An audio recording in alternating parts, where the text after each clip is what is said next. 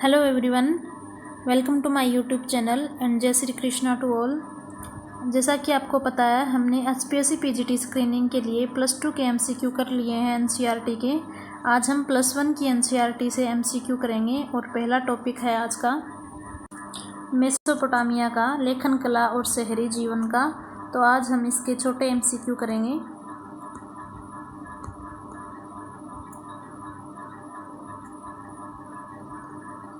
तो first question है कि शहरी जीवन का आरंभ कहाँ हुआ और ये किन दो नदियों के मध्य स्थित है। शहरी जीवन का आरंभ है ये मेसोपोटामिया में होता है और ये दजला और फ्रात नदियों के बीच में स्थित है। मेसोपोटामिया से आपका क्या अभिप्राय है? तो मेसोपोटामिया यूनानी भाषा, याद रखना है, यूनानी और या फिर ग्रीक भाषा के दो शब्दों मेसोस और पोटेमस से बना है। मेसोस से भाव है मध्य तथा पोटेमस का अर्थ है नदी। इस प्रकार मेसोपोटामिया से अभिप्राय दो नदियों के मध्य स्थित प्रदेश। नेक्स्ट है कि मेसोपोटामिया का आधुनिक नाम क्या है और ये किन दो नदियों के मध्य स्थित है। मेसोपोटामिया का आधुनिक नाम इराक है और ये दजला और फ्रात नदियों के बीच में स्थित है। नेक्स्ट है मेसोपोटामिया की सभ्यता किस लिए प्रसिद्ध है। तो ये अपने समृद्धि, शहरी जीवन, विशाल साहित्य, गणित, खगोल विद्या के लिए फेमस है। यूरोप वासियों के लिए मेसोपोटामिया क्यों महत्वपूर्ण था? तो यूरोप वासियों के लिए मेसोपोटामिया इसलिए महत्वपूर्ण था क्योंकि बाइबल के प्रथम भाग ओल्ड टेस्टामेंट में मेसोपोटामिया का उल्लेख अनेक संदर्भों में किया गया है।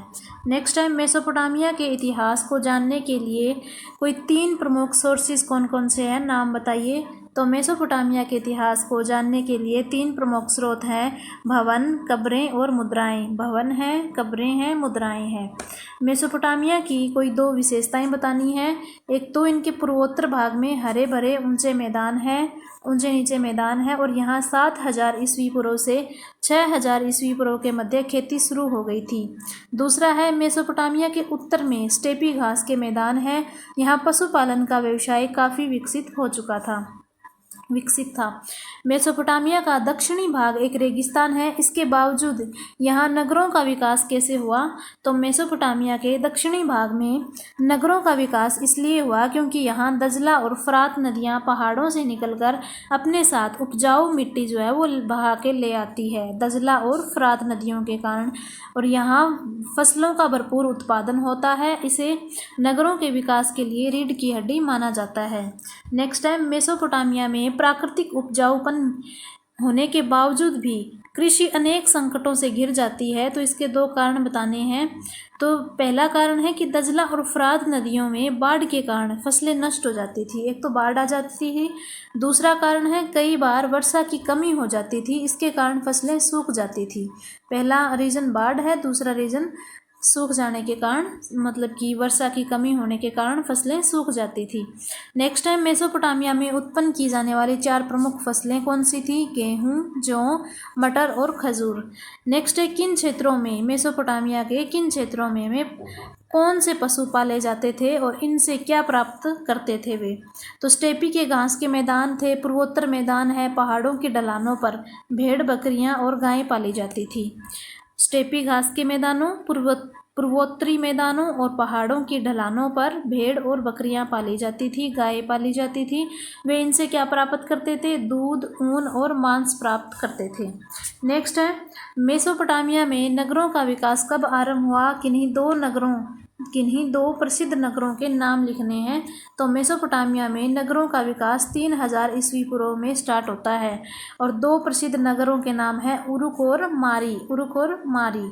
नेक्स्ट है मेसोपोटामिया में कितने प्रकार के नगरों का वर्णन है, यानी कि कितने प्रकार के नगरों का निर्माण हुआ और इनके नाम क्या है? तो 3 प्रकार के नगरों का निर्माण हुआ, धार्मिक नगर, व्यापारिक नगर और शाही नगर। धार्मिक नगर, व्यापारिक नगर और शाही नगर। तो मेसोपोटामिया में नगरीकरण के उत्थान के कोई 2 कारण बताने हैं। एक तो अत्यंत उत्पादक खेती, दूसरा है जल परिवहन की कुशल व्यवस्था। नेक्स्ट है आप कैसे कह सकते हैं कि प्राकृतिक उर्वरता और खाद्य उत्पादन के उच्च स्तर ही आरंभ में शहरीकरण का कारण था। तो प्रारंभिक उर्वरता के कारण कृषि और पशुपालन को प्रोत्साहन मिला। खाद्य उत्पादक बन जाने के कारण मनुष्य का जीवन है वो स्थायी बन जाता है। प्राकृतिक उर्वरता और खाद्य उत्पादन के उच्च स्तर ने नए व्यवसायों का आरंभ किया। नेक्स्ट है, श्रम विभाजन से आप क्या समझते हैं?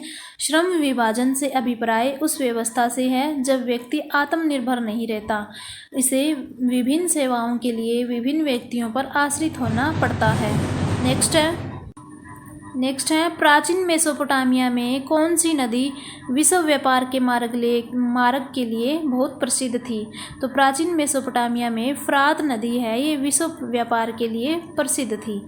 नेक्स्ट है कि मेसोपोटामिया के लोग किन देशों से कौन सी वस्तुएं मंगवाते थे? तो ये तुर्की, ईरान और खाड़ी पार के देशों से। और क्या क्या मंगवाते थे? लकड़ी, तांबा, सोना, चांदी, टीन और पत्थर मंगवाते थे। लकड़ी, तांबा, सोना, चांदी, टीन और पत्थर मंगवाते थे। इन वस्तुओं के बदले वे क्या निर्यात करते थे? तो इन वस्तुओं के बदले वे कपड़ा और कृषि उत्पादों का निर्यात करते थे। कपड़ों का और कृषि उत्पादों का निर्यात करते थे। नेक्स्ट है, मेसोपोटामिया की मुद्राओं की कोई दो विशेषताएं बतानी है। पहली है, ये मुद्राएं पत्थर की बनी होती थी। किसकी बनी होती थी? पत्थर की। और इनका आकार कैसा होता था? बेलनाकार होता था। नेक्स्ट है, मेसोपोटामिया में पुरातत्वीय खोजों की शुरुआत कब होती है? तो इनकी पुरातत्वीय खोजों की शुरुआत होती है 1840 ईस्वी में। और किन्हीं दो स्थलों के नाम बताएं जहां उत्खनन कार्य है वो कई दशकों तक चलता रहा।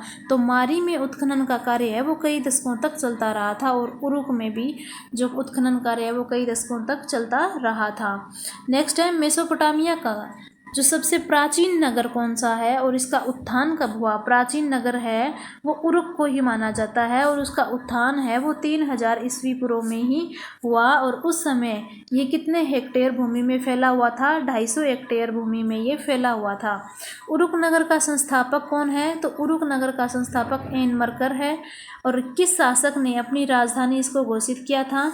तो गिलगेमिस ने अपने साम्राज्य की राजधानी है वो उरुक नगर को जो है वो घोषित किया था। फिर है 3000 ईस्वी पूर्व के आसपास उरुक नगर ने तकनीकी क्षेत्र में अद्वितीय विकास किया। कोई दो उदाहरण बताइए। तो पहला है, इन्होंने अनेक प्रकार के शिल्पों के लिए कांसे के औजार का प्रयोग जो है वो आरंभ कर दिया था। कांसे के औजार बनाने शुरू कर दिए थे। दूसरा क्या रीज़न है? दूसरा क्या विशेषता है कि यहाँ के वास्तुविदों ने ईंटों के स्तंभों को बनाना सीख लिया था। ईंटों के स्तंभों को बनाना सीख लिया था। तो ये आगे तकनीकी विकास में। नेक्स्ट है, वारकासीस की मूर्ति कहाँ से मिली है और कोई दो उदाहरण बताइए। तो वारकासीस की मूर्ति है वो उरुक नगर से हमें प्राप्त हुई है, और ये जो है वो संगमरमर को तराश के बनाई गई है। इसके सिर के ऊपर एक खांचा बनाया गया है जिससे अनुमान लगाया जाता है कि यहाँ पे आभूषण के लिए ये खांचा बनाया गया है। नेक्स्ट है, उर नगर की व्यापक स्तर पर खुदाई कब, किन्होंने और किसके निर्देशन में होती है? उर नगर है, ये उरुक नहीं है। उर नगर की व्यापक स्तर पे खुदाई 1920 से 1930 के दशक में हुई थी। 1920 से 1930 के दशक में इस खुदाई का कार्य R.C. थॉमसन और H.R. हॉल ने सर लियोनार्ड वुले के निर्देशन में करवाई। इसकी खुदाई का कार्य R.C. थॉमसन और H.R. हॉल ने किसके निर्देशन में? लियोनार्ड वुले के निर्देशन में किया। नेक्स्ट, उर का संस्थापक कौन था? उरुक का तो था एनमरकर, और उर का कौन था? ये था मेसनीपद। और इस नगर ने किस राजवंश के अधीन उल्लेखनीय विकास किया? तो चाल्दी राजवंश के अधीन इन्होंने उल्लेखनीय विकास किया था। नेक्स्ट है, उर नगर में नियोजन पद्धति का अभाव था। कोई दो उदाहरण बताने हैं। तो इस नगर में जो गलियां हैं वो संकरी और टेढ़ी मेढ़ी थी, और जल निकास के लिए घरों के बाहर नालियों का जो है वो प्रबंध नहीं था। नेक्स्ट है, उर नगर की कोई दो विशेषताएं बताएं। तो उर नगर में नियोजन पद्धति का अभाव था, और उर नगर के लोगों में कई प्रकार के अंधविश्वास भी प्रचलित थे। नेक्स्ट है, उर नगर में घरों के बारे में प्रचलित कोई दो अंधविश्वास नेक्स्ट क्वेश्चन है, उरनगर में घरों के बारे में प्रचलित कोई 2 अंधविश्वास लिखने हैं। तो यदि घर की दहलीज ऊंची उठी हो तो वह धन दौलत लेके आती है। और सेकंड दे रखा है कौन सा अंधविश्वास था कि यदि घर के सामने का दरवाज़ा किसी दूसरे के घर की ओर न खुले, आएगा यहाँ पे खुले नहीं, न खुले, तो वह सौभाग्य प्रदान करता है। उरुक और उर नगरों के प्रमुख देवी देवताओं का नाम बताइए। तो उरुक नगर की प्रमुख देवी इनन्ना और उर नगर का प्रमुख देवता नन्ना। उरुक है ये, उरुक नगर की प्रमुख देवी इनन्ना है और उर नगर का प्रमुख देवता नन्ना है। फिर है, मेसोपोटामिया के किस नगर से हमें एक कब्रिस्तान मिला है और यहाँ किन की समाधियाँ पाई गई है। तो मेसोपोटामिया के उर नगर से हमें एक कब्रिस्तान मिला है, उर नगर से मिला है, और यहाँ शाही लोग और साधारण लोगों की समाधियाँ हमें मिली है। किस राजवंश ने और कब मारी को अपनी राजधानी घोषित किया। तो एमोराइट वंश ने 2000 ईस्वी पूर्व में मारी को अपनी राजधानी बनाई थी। मारी नगर की 2 विशेषताएं, एक तो एमोराइट वंश से संबंधित थे शासक, दूसरा है मारी लोगों के 2 प्रमुख व्यवसाय कृषि और पशुपालन था। नेक्स्ट है, मारी लोगों के 2 प्रमुख व्यवसाय कौन कौन से थे, कृषि है और पशुपालन है। नेक्स्ट है, यह कहना कहाँ तक सही होगा कि खानाबदोश पशुचारक निश्चित रूप से शहरी जीवन के लिए खतरा थे। कोई 2 कारण बताइए। तो पहला कारण तो ये है कि खानाबदोश जो पशुचारक थे वे अपनी भेड़ बकरियों को पानी पिलाने के लिए बोए हुए खेतों से गुजार कर ले जाते थे। इससे क्या है, फसलों की जो क्षति हो, फसलें जो है वो खराब हो जाती थी और इससे फसलों को क्षति पहुंचती थी। दूसरा क्या है, जो खानाबदोश पशुचारक है कई बार आक्रमण कर देते थे और लोगों का माल है वो लूट लेते थे। तो इससे क्या है, ये खतरा ही पैदा करते थे जो पशुचारण है, और कई बार इनमें आपस में ही झगड़ा भी हो जाता था। फिर है, मारी में किन जातियों के लोग रहते थे और यहाँ के शासक किस जाति से संबंधित थे। मारी में अकदी, एमोराइट, असीरियाई और आर्मीनियन जाति के लोग रहते थे। मारी में कौन कौन से, अकदी, एमोराइट, असीरियाई, आर्मीनियन। अकदी, एमोराइट, असीरियाई और आर्मीनियन जाति के लोग रहते थे। यहाँ के शासक एमोराइट जाति से संबंधित है। मारी लोगों का प्रमुख देवता कौन है। तो ये डेगन देवता है। मारी में स्थित जो जिमरीलिम का राजमहल है, इनकी कोई 2 विशेषताएं बतानी है। तो 2.4 हेक्टेयर क्षेत्र में ये फैला हुआ है और बहुत विशाल है। इसके 260 जो है वो कमरे हैं। जिमरीलिम के महल में कितने कमरे हैं, 260। साइप्रस का द्वीप अलाशिया किन 2 वस्तुओं के लिए फेमस है। तो अलाशिया है तांबे के लिए और टीन के लिए प्रसिद्ध था। लगस की राजधानी का नाम क्या था। तो लगस की राजधानी का नाम गिरसु था, गिरसु। और इनके 2 प्रसिद्ध शासक कौन रहे हैं, एक तो है इनातुम द्वितीय और दूसरा है उरुकगिना। इनातुम द्वितीय और उरुकगिना। नेक्स्ट है, मेसोपोटामिया में जल पलावन के पश्चात स्थापित होने वाला प्रथम नगर कौन सा था और इसके प्रथम शासक का नाम बताओ।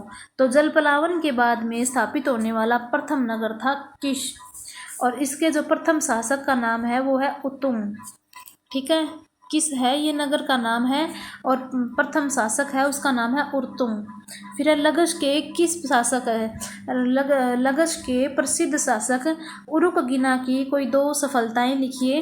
तो उसने अपराधियों पर कड़े प्रतिबंध लगाए ताकि वे अत्याचार न कर सके, और उसने लोगों पर जो लगे हुए अनेक कर थे उनको हटा दिया। किसने हटा दिया, उरुकगिना ने, जो लगश का प्रसिद्ध शासक था।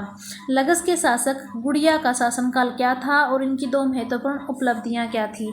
गुड़िया का शासनकाल था, ये था इनका काल 2124 ईस्वी पूर्व से लेकर के 2144 ईस्वी पूर्व से लेकर के और 2124 ईस्वी पूर्व तक था। इनके जो अनेक भवन और मंदिरों का निर्माण करवाया था उसने, किसने, गुड़िया ने, और विदेशी व्यापार को प्रोत्साहित किया।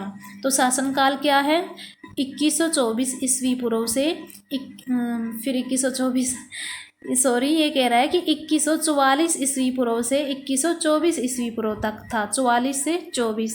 अनेक भवनों एवं मंदिरों का निर्माण करवाया और उसने विदेशी व्यापार को प्रोत्साहित किया। नेक्स्ट है, निन्वे के 2 प्रसिद्ध शासकों के नाम बताने हैं। तो ये थे सेनाचारीब और असुरबनीपाल। ये निन्वे के हैं, सेनाचारीब है, असुरबनीपाल है। असुरबनीपाल का शासनकाल है एवं उनकी राजधानी का क्या नाम था। तो अशुरबनीपाल का जो शासनकाल है वो 668 ईस्वी पूर्व से लेकर के 627 ईस्वी पूर्व तक था। 668 से लेकर के 627 ईस्वी पूर्व तक था अशुरबनीपाल का शासक। इसकी राजधानी का नाम था निन्वे। अशुरबनीपाल क्यों प्रसिद्ध था? क्योंकि अपने साम्राज्य में भव्य भवनों और मंदिरों का निर्माण करवाया। उसने नाबू के मंदिर में एक विशाल लाइब्रेरी की स्थापना की थी। अगर आ जाए विशाल पुस्तकालय की स्थापना कौन से मंदिर में की थी, तो नाबू का मंदिर है, ये याद रखना है। फिर है निमरूद की स्थापना कब और किसने की थी? तो निमरूद की स्थापना 1295 ईस्वी पूर्व में सलमाने शेर प्रथम द्वारा की गई थी। सलमाने शेर प्रथम द्वारा निमरूद की स्थापना 1295 में की गई थी। नेक्स्ट है बेबीलोन के किस शासक ने और कब बेबीलोनिया को असीरियाई शासन से मुक्त करवाया था? तो 625 ईस्वी पूर्व में नेबोपोलासर शासक का नाम याद रखना है। बेबीलोन का शासक होता है नेबोपोलासर। इसने 625 ईस्वी पूर्व में बेबीलोनिया को असीरियाई शासन से मुक्त करवा दिया। फिर है बेबीलोन के दो प्रसिद्ध शासक कौन रहे हैं? एक तो हम्मुराबी और एक है नेबोपोलासर, जो हमने अभी पढ़ा है। एक ये है, एक हम्मुराबी है। बेबीलोन नगर की कोई दो महत्वपूर्ण विशेषताएं क्या है? एक तो ये 850 हेक्टेयर से अधिक क्षेत्र में फैला हुआ है और अनेक विशाल राजमहल और मंदिर जो है वो इन्होंने बनवाए थे। नेक्स्ट है मेसोपोटामिया की नगर योजना की दो विशेषताएं बताइए। एक तो उस समय जो घरों में खुला आंगन होता था, एक खुला आंगन होता था, इसके चारों ओर कमरे होते थे।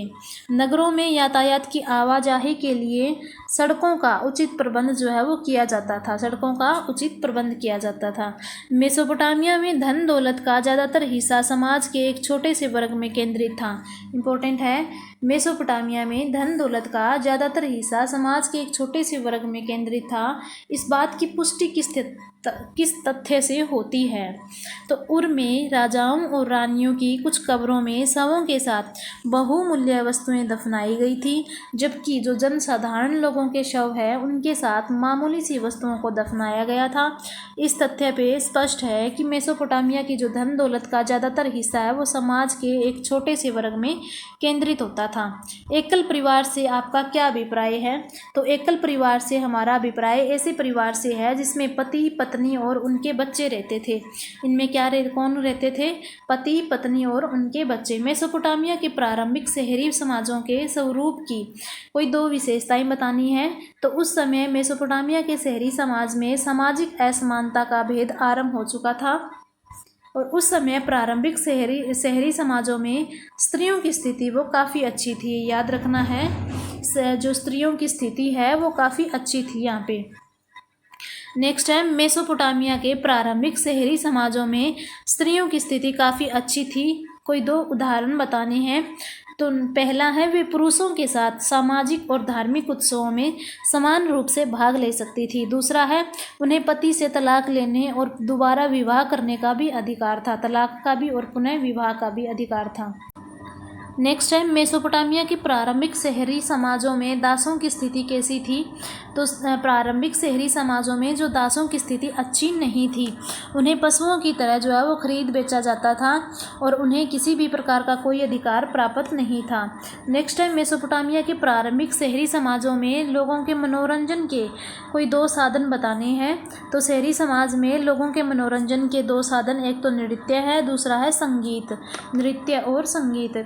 शहरी जीवन शुरू होने पर कौन कौन सी नई संस्थाएं अस्तित्व में आई और आपके विचार में कौन सी संस्थाएं राजा के पहल पर निर्भर थी? तो शहरी जीवन शुरू होने पर व्यापार, मंदिर, लेखन कला, मूर्ति कला, मुद्रा कला नामक संस्थाएं अस्तित्व में आई और इनमें व्यापार, मंदिर, लेखन कला राजा के पहल पर निर्भर थी। कौन कौन सी? व्यापार है, मंदिर है और लेखन कला, ये राजा की पहल पे निर्भर थी। नेक्स्ट है, प्राचीन काल में मेसोपोटामिया के 4 प्रसिद्ध देवी देवताओं के नाम बताने हैं। नन्ना, इनन्ना, एनकी और अनु। नन्ना, इनन्ना, एनकी और अनु। मेसोपोटामिया में युद्ध और प्रेम की देवी तथा चंद्र देवता कौन था? तो युद्ध और प्रेम की देवी थी इनन्ना और चंद्र देवता था नन्ना। नेक्स्ट है मेसोपोटामिया के लोगों के कोई दो धार्मिक विश्वास बताएं। तो ये एक तो अनेक देवी देवताओं में विश्वास करते थे। वे मृत्यु के पश्चात जीवन में वे मृत्यु के बाद भी जीवन में विश्वास करते थे।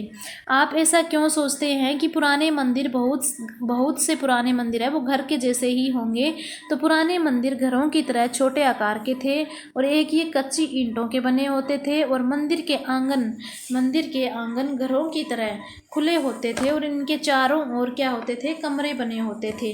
नेक्स्ट है कि मेसोपोटामिया काल में मंदिर के कोई दो कार्य बताइए। एक तो यहाँ पे विद्यार्थियों को शिक्षा दी जाती थी, दूसरा यहाँ पे भूमि पर खेती की जाती थी। नेक्स्ट है प्राचीन काल में मेसोपोटामिया में पुरोहितों के शक्तिशाली होने के कोई दो कारण बताने हैं। तो पहला है इस काल में मेसोपोटामिया के जो मंदिर है वो बहुत धनी थे। दूसरा है पुरोहितों के लोगों से विभिन्न करों का वसूलना। पुरोहितों ने लोगों से विभिन्न प्रकार के करों को वसूलना आरंभ कर दिया था, इसलिए ये क्या है? ये शक्तिशाली हो गए थे। फिर है गिलगेमिस कौन था? गिलगेमिस है ये उरुक का एक प्रसिद्ध शासक था और 2700 ईस्वी पूर्व में सिंहासन पर बैठता है और वह एक महान योद्धा था। उसने एक विशाल साम्राज्य की स्थापना भी की। उसके महाकाव्य को विश्व साहित्य में एक प्रमुख स्थान प्राप्त था। इसके महाकाव्य को विश्व साहित्य में एक प्रमुख स्थान प्राप्त था। नेक्स्ट है गिलगेमिस के महाकाव्य की रचना कब की गई थी और कितनी पट्टिकाओं पर लिखा हुआ था? गिलगेमिस के महाकाव्य की रचना 2000 ईस्वी पूर्व में की गई थी और 12 पट्टिकाओं पर यह लिखा हुआ था। नेक्स्ट टाइम मेसोपोटामिया के संदर्भ में लिपि की खोज कब और कहाँ होती है? तो मेसोपोटामिया में सर्वप्रथम जो लिपि की खोज है वो सुमेर में 3200 ईस्वी पूर्व में होती है। कहाँ होती है? सुमेर में और 3200 ईस्वी पूर्व में होती है। मेसोपोटामिया की लिपि की दो विशेषताएं बतानी है। एक तो ये लिपि मिट्टी की पट्टिकाओं पे लिखी होती थी, दूसरा ये लिपि बाएं से दाएं लिखी जाती थी। नेक्स्ट टाइम मेसोपोटामिया की सबसे पुरानी ज्ञात भाषा कौन सी थी और 2400 ईस्वी पूर्व में इसका स्थान किसने ले लिया? तो ये सबसे पुरानी ज्ञात भाषा थी इनकी सुमेरियन और 2400 ईस्वी पूर्व में इसका स्थान अकदी भाषा ने ले लिया। नेक्स्ट टाइम मेसोपोटामिया में साक्षरता की दर कम क्यों हो गई थी? इसलिए हो गई थी क्योंकि वहाँ की भाषा बहुत जटिल थी। लेखन कला का क्या महत्व है? इससे शिक्षा के प्रसार को बल मिला और इससे व्यापार को प्रोत्साहन मिला और इसके कारण मंदिरों को दान में प्राप्त वस्तुओं का ब्यौरा रखा जाने लगा। शिक्षा भी मिलती थी और व्यापार को प्रोत्साहन मिला और मंदिरों को दान में प्राप्त जो वस्तुएं हैं उनको ब्यौरा रखा जाने लगा इस कारण। नेक्स्ट है कि मेसोपोटामिया की देन क्या है? क्या विश्व को देन है इस सभ्यता की? तो इसने विश्व को सबसे पहले शहर दिए। सबसे पहले क्या दिए? शहर दिए। इसने विश्व को सर्वप्रथम लेखन कला की जानकारी दी। इसने विश्व को सर्वप्रथम कानून संहिता प्रदान की। नेक्स्ट है छोटे क्वेश्चन आ गए। अब शहरी जीवन का आरंभ कहाँ से हुआ? मेसोपोटामिया से। और आधुनिक काल में मेसोपोटामिया के किस नाम से जाना जाता है? इराक नाम से जाना जाता है। निम्नलिखित में से किन दो नदियों के बीच में स्थित है? तो ये है दजला फ्रात नदियों के बीच। मेसोपोटामिया की सभ्यता क्यों प्रसिद्ध है?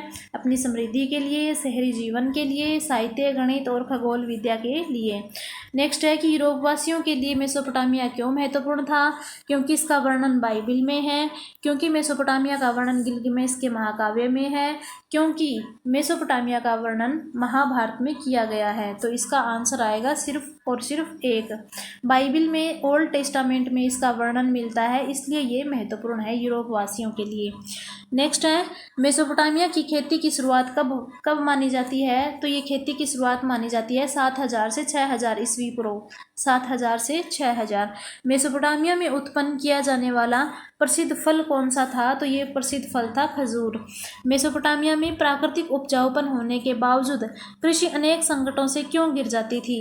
एक तो यहाँ पे बाढ़ आ जाती थी दजला और फ्रात नदियों के कारण। दूसरा, इसमें वर्षा की कमी हो जाने के कारण सूख जाती थी ज़मीनें। तीसरा, निचले क्षेत्रों में पानी पहुंच नहीं पाता था। पानी का अभाव होने के कारण जो है वो यहाँ पे संकट आ जाता था। तो उपरोक्त सभी आएगा इसका आंसर। नेक्स्ट टाइम जो दक्षिणी भाग है वो एक रेगिस्तान है, इसके बावजूद यहाँ नगरों का विकास क्यों हुआ? रेगिस्तान होने के बावजूद तो यहाँ पे फसलों का भरपूर उत्पादन होता था, क्योंकि यहाँ के दृश्य बहुत सुंदर थे, क्योंकि यहाँ पे बहुत मजदूर जो है वो उपलब्ध थे। तो इसका आएगा कोई भी नहीं, यहाँ पे कोई भी नहीं आएगा। इसका रीज़न था यहाँ पे दजला और फरात नदियाँ बहती थी ना, तो वो अपने साथ उपजाऊ मिट्टी जो है वो बहा कर ले आती थी, और वही कारण था कि यहाँ पे नगरों का विकास धीरे धीरे उत्पादन होने लग गया और नगरों का विकास हुआ। नेक्स्ट है मेसोपोटामिया में नगरों का निर्माण कब माना जाता है? तो नगरों का निर्माण माना जाता है जी 3000 ईस्वी पूर्व। अगर नगर की जगह यहाँ पे आ जाए लिपि, तो लिपि का आएगा क्या आएगा? 3200 ईस्वी पूर्व लिपि आएगा। नेक्स्ट है मेसोपोटामिया में निम्नलिखित में से किस प्रकार के नगरों का निर्माण हुआ? तो इसमें हुआ था व्यापारिक, शाही और धार्मिक, तीनों आएगा। फिर है मेसोपोटामिया की जो मुद्राएं हैं वो किस वस्तु की बनी होती थी? तो मुद्राएं बनी होती थी पत्थर की, और वो बेलना आकार होती थी। सबसे प्राचीन जो नगर है वो उरुक को माना जाता है। फिर है कि उरुक नगर का निर्माण कब हुआ? सेम 3000 ईस्वी पूर्व में ही नगरों का विकास होता है, और सबसे पहले यही फेमस नगर माना जाता है उरुक नगर। इसका निर्माण 3000 ईस्वी पूर्व में। उरुक नगर का संस्थापक एनमरकर है। उरुक नगर की प्रमुख देवी इनन्ना है, और उर का पढ़ा था हमने देवता, वो था नन्ना।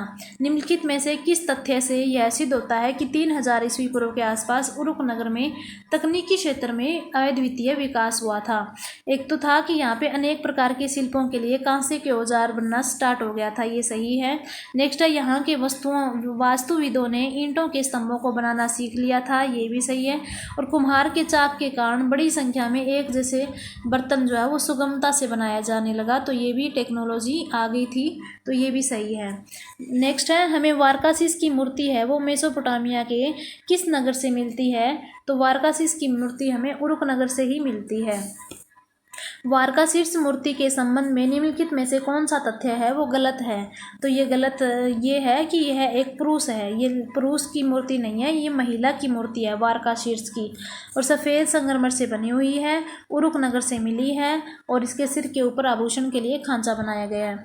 उर नगर के घरों के बारे में कौन सा तथ्य गलत है? उर नगर के घरों के बारे में पहला दे रखा है कि उर नगर के घरों के कमरे हैं, कमरों में रोशनी के लिए खिड़कियाँ होती थी, ये तो गलत है, खिड़कियाँ नहीं होती थी, वे प्राइवेसी रखते थे। और यदि घर की दहलीज ऊंची उठी हो तो धन दौलत आती है, ये मानते थे, अंधविश्वास था इनमें ये। और यदि घर के सामने दरवाज़ा किसी दूसरे के और न खुले, यहाँ पे न आएगा, न खुले तो वो सौभाग्य, ऐसे सोचते थे भी सौभाग्य प्रदान होगा। और यदि घर का दरवाज़ा भीतर की ओर खुलता है, यानी कि भीतर की ओर खुलकर क्या कह रहा है, भीतर की ओर न खुलकर बाहर की ओर खुले, ये भी यहाँ पे उल्टा दे रखा है। कह रहे अगर घर का दरवाज़ा भीतर की ओर खुले ना, तो वो ऐसे मानते थे भी पत्नी है वो अपने पति के लिए हाँ ये सही है, न लगा दिया ना यहाँ पे, तो पति है वो अपने पति के लिए दुख का कारण बनेगी। यदि घर का दरवाज़ा भीतर की ओर न खुलकर बाहर की ओर खुलता है तो दुख का कारण, और अगर भीतर की ओर खुल रहा है तो सुख का कारण माना जाता था। नेक्स्ट है मारी के राजा किस समुदाय के थे? तो वे एमोराइट वंश के थे। मारी उरुक नगर में मारी नगर के शासकों ने किस देवता की स्मृति में एक विशाल मंदिर बनवाया था? तो वहाँ का जो प्रमुख देवता था ना डेगन, इसी की स्मृति में बनवाया था विशाल मंदिर। मारी नगर के किसान और पशुचारकों में लड़ाइयाँ जो है वो, इनका प्रमुख कारण क्या था जो लड़ाइयाँ होती थी? तो एक तो ये थे वे फसलों को नष्ट कर देते थे, और दूसरा क्या थे, गाँवों पर आक्रमण कर देते थे, लूट लेते थे। तीसरा क्या था, अनेक बार किसान पशुचारकों को जल स्रोतों तक जाने नहीं देते थे, तो ये भी एक रीजन था, तो उपरोक्त सभी आ जाएगा। फिर कहता है कि जिमरीलिम के राजमहल के संबंध में निम्नलिखित में से कौन सा तथ्य सही है? तो जिमरीलिम का है ये 2.4 हेक्टेयर क्षेत्र में फैला हुआ है, और इसके निर्माण में विभिन्न रंगों के सुंदर पत्थरों का प्रयोग हुआ है। टोटल 260 कमरे जो है वो यहाँ पे मिलते हैं। साइप्रस का द्वीप अलासिया है वो किसके लिए? तांबे और टीन के लिए फेमस है, तो यहाँ पे आएगा तांबा। नेक्स्ट है जल पलावन के पश्चात स्थापित होने वाला प्रथम नगर ये था किश नगर था। फिर है लगस की राजधानी का क्या नाम था? लगस की राजधानी का नाम गिरसु था। लगस का सबसे महान शासक कौन था? गुडिया। और निन्वे नगर का संस्थापक कौन था? नीनस था। निन्वे नगर का संस्थापक कौन था? नीनस। इसमें असुरबनीपाल है, इसका ये सिंहासन पे कब बैठता है? तो असुरबनीपाल बैठता है 668 ईस्वी पूर्व में, और 68 से लेकर के 627 ईस्वी पूर्व तक रहता है। असुरबनीपाल एक विशाल पुस्तकालय की स्थापना की, और जिस मंदिर में स्थापित किया वो नाम क्या है? तो वो नाबू मंदिर है। यहाँ पे एक पुस्तकालय बनवाया था। असुरबनीपाल है ये क्यों फेमस था? इसने एक विशाल पुस्तकालय बनाई थी, और इसने भव्य मंदिरों का निर्माण करवाया। अपनी राजधानी निन्वे को अनेक भवनों से सुसज्जित किया, अनेक भव्य भवनों से सुसज्जित किया। उपरोक्त सभी आ जाएगा इसका भी आंसर। अक्कद का प्रसिद्ध शासक, अक्कद का प्रसिद्ध शासक कौन था? तो अक्कद का था जी सारगोन। सारगोन था अक्कद का प्रसिद्ध शासक। निम्नलिखित में से किस शासक ने 625 ईस्वी पूर्व में बेबीलोनिया को असीरियाई शासकों से जो है वो मुक्त करवा दिया था? तो नेबोपोलासर था। वो कौन था? नेबोपोलासर। स्वतंत्र बेबीलोन का अंतिम शासक कौन था? तो स्वतंत्र बेबीलोन का अंतिम शासक था नेबोनिडस था। नेबोनिडस। मेसोपोटामिया के समाज में कितने प्रमुख वर्ग थे? तो मेसोपोटामिया के समाज में कितने थे? 3 वर्ग थे प्रमुख। पूर्व में मिली शाही कब्रों में निम्नलिखित में से कौन सी वस्तु जो है वो प्राप्त हुई है? तो उपरोक्त सभी आएगा। आभूषण, लाजवर्द और सोने के सजावटी खंजर हैं। ये शाही कब्रों से मिले हैं। आभूषण, लाजवर्द, सोने की सजावटी खंजर। नेक्स्ट है, मेसोपोटामिया में धन दौलत का ज़्यादातर हिस्सा समाज के एक छोटे से वर्ग में केंद्रित था। इस बात की जो पुष्टि है वो किस तथ्य से होती है?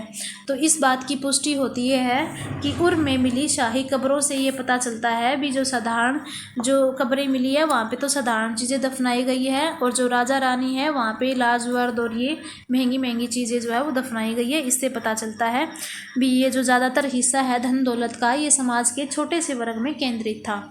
नेक्स्ट टाइम, मेसोपोटामिया के परिवारों की प्रमुख विशेषता क्या थी? तो एकल परिवार था, पुत्र का होना अनिवार्य माना जाता था, और पिता परिवार का मुखिया होता था। निम्नलिखित में से कौन मेसोपोटामिया की प्रेम और युद्ध की देवी थी? तो वो थी इनन्ना। मेसोपोटामिया में चंद्र देवता को किस नाम से जाना जाता था? तो ये जाना जाता था नन्ना। नेक्स्ट है, आप ऐसा क्यों सोचते हैं कि मेसोपोटामिया के पुराने मंदिर बहुत कुछ घर जैसे ही होंगे? बहुत कुछ कैसे होंगे? घर के जैसे ही होंगे। तो पुराने मंदिर है ये घरों के क्यों मानते थे?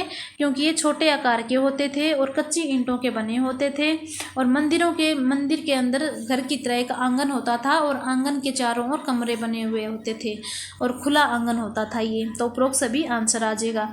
नेक्स्ट है, निम्नलिखित में से किस शासक ने पुरोहितों पर कुछ प्रतिबंध लगा दिए थे? तो उरुकगिना है, इन्होंने लगा दिए थे ताकि वो अत्याचार न कर सके। तो पुरोहितों पर कुछ प्रतिबंध लगा दिए थे उरुकगिना ने। नेक्स्ट है, गिलगेमिस कौन था? तो ये उर का प्रसिद्ध लेखक था गिलगेमिस। फिर है, मेसोपोटामिया में सर्वप्रथम लिपि की खोज जो है वो किसने की थी? तो मेसोपोटामिया में सबसे पहले लिपि की खोज की थी 3200 ईस्वी पूर्व में की। मेसोपोटामिया की प्रथम ज्ञात भाषा कौन सी थी? सुमेरियन थी। इसके बाद 2400 ईस्वी पूर्व में इसका स्थान किसने ले लिया? अक्कदी ने। फिर है, 2400 ईस्वी पूर्व में किस भाषा का प्रचलन हो गया था? अक्कदी भाषा का प्रचलन हो गया। आगे एक शब्द ये और एक वाक्य वाले क्वेश्चन है कि प्राचीन काल में इराक को किस नाम से जाना जाता था? मेसोपोटामिया। इनमें नगरों का विकास कब होता है? 3000, लिपि का 3200। और कहता है कि मेसोपोटामिया की 2 प्रमुख नदियां कौन सी है? तो दजला और फरात है। मेसोपोटामिया का प्रसिद्ध फल खजूर है। मेसोपोटामिया का सबसे प्राचीन नगर है ये उरुक है। और चाल्दी कहाँ का प्रसिद्ध राजवंश था? ये उर का प्रसिद्ध राजवंश था चाल्दी। जिमरिलिम का महल कहाँ पे है? ये मारी में है। किस नगर कह रहा है कि किस नगर पर शासन करने वाली प्रथम रानी कौन थी? तो ये थी कुबबा। फिर असुरबनीपाल कहाँ का शासक था? निन्वे का था। बेबीलोन की राजधानी कौन सी थी? बेबीलोनिया। गिलगेमिस कौन था? और यह उरुक का प्रसिद्ध शासक था। मेसोपोटामिया में सबसे पहले लिपि की खोज कब हुई? 3200 ईस्वी पूर्व में हुई। और मेसोपोटामिया की किलाकार लिपि का प्रचलन कब हुआ? 2600 ईस्वी पूर्व में हुआ। मेसोपोटामिया की सबसे पुरानी ज्ञात भाषा सुमेरियन थी। 2400 में में इसका स्थान अकदी ने ले लिया। मेसोपोटामिया में अकदी भाषा का प्रचलन कब होता है? 2400 ईस्वी पूर्व में होता है। तो ये आज का हमारा चैप्टर जो है वो कंप्लीट हो गया मेसोपोटामिया का। कल हम +1 एनसीईआरटी का नेक्स्ट चैप्टर करेंगे। अगर वीडियो अच्छी लगे तो लाइक शेयर एंड सब्सक्राइब जरूर करें। धन्यवाद। जय श्री कृष्णा।